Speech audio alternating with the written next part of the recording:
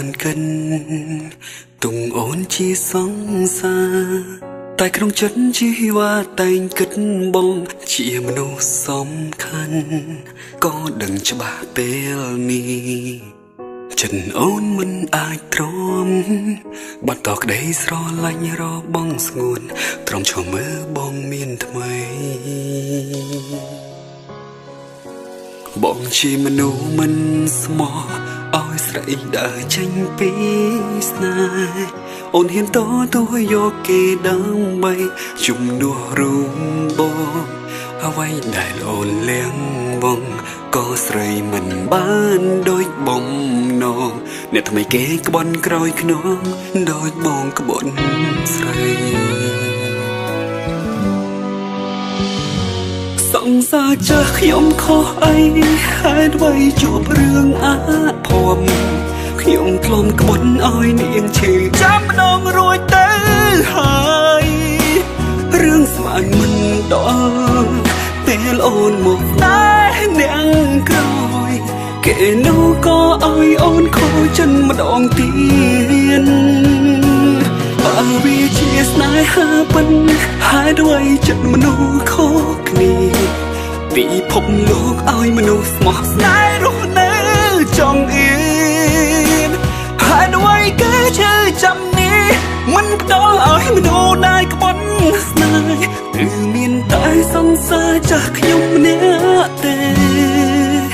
ដែលជួបស្នេហ៍បែបនេះ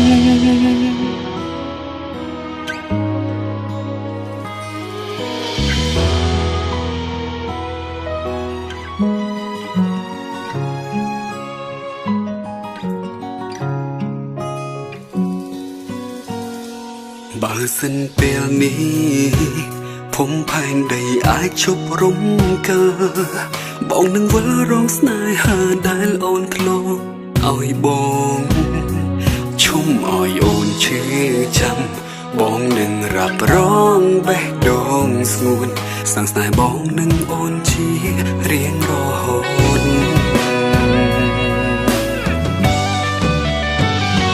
សង្សារចាស់ខ្ញុំខុសអី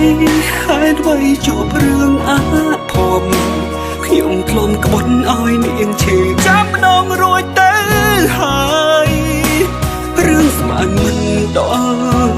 ពេលអូនមកតែនាងក្រោយគេនោះក៏ឲ្យអូនខូចចិនម្ដងទៀតបើវាជាស្នេហាពិតហេតុអ្វីចិត្តមនុស្សខុសគ្នាពិភពលោកឲ្យមនុស្សស្មោះស្នេហ៍រស់នៅចង់អៀនហេតុអ្វីគេជឿចាំនេះមិនផ្ដល់ឲ្យមនុស្សដែលក្បត់